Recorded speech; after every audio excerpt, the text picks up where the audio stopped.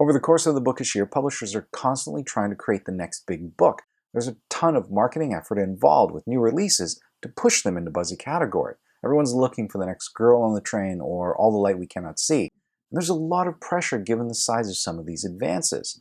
Garth Risk Hallberg's debut novel, City on Fire, sparked a bidding war that got the 36-year-old author a $2 million advance.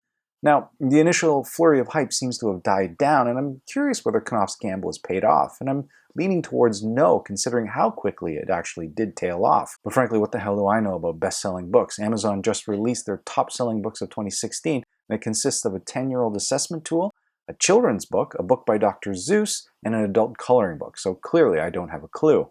And now we have two separate million-dollar advances for two debut novels from two 20-something women.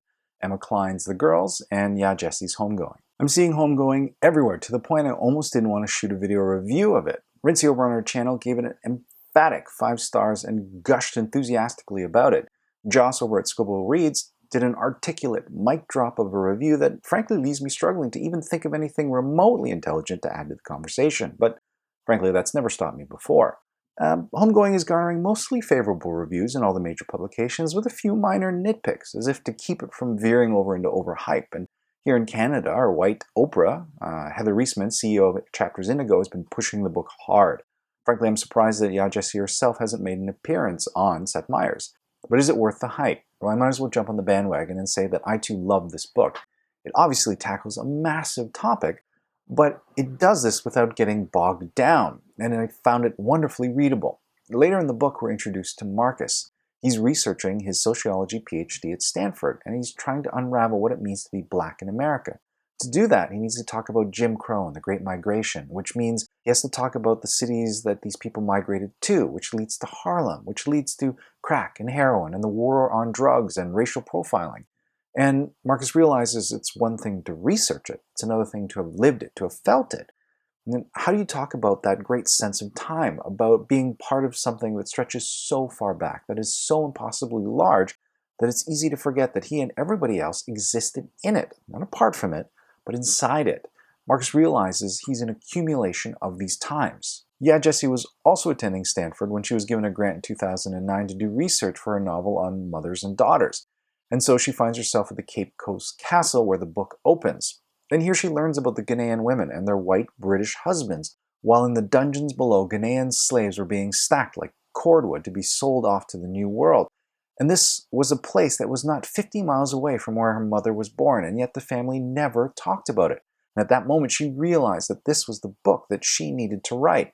And so, 300 years in the past, across 8 generations, is where Yaa Gyasi finds herself and where she starts to tell her story. It takes a white guy like Michener over 1,000 pages to pull off a generational story like this. Gyasi does it in 300. She is unbelievably confident. It starts off in 18th century Ghana, and Effia is married to a white Englishman, while her half-sister Essie is in the dungeons below to be sold as a slave. And from there, each chapter opens with an ancestor of either Effia or Essie, and Gyasi effortlessly navigates across the ocean and over generations to tell the story of these individual lives and how they're shaped by the times and the accumulated history of all their ancestors.